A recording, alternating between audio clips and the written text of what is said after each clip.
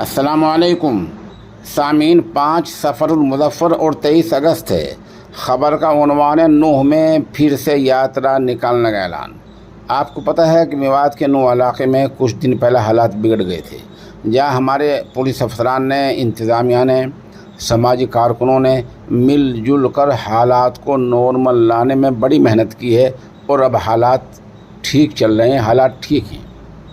इस दरमियान विश्व हिंदू परिषद ने ऐलान किया है कि 28 अगस्त को दोबारा नूह में यात्रा निकाली जाएगी। मकामी पुलिस ने और इंतज़ामिया ने बाज़ाब्ता कहा है कि इस यात्रा की कोई इजाज़त नहीं दी गई है।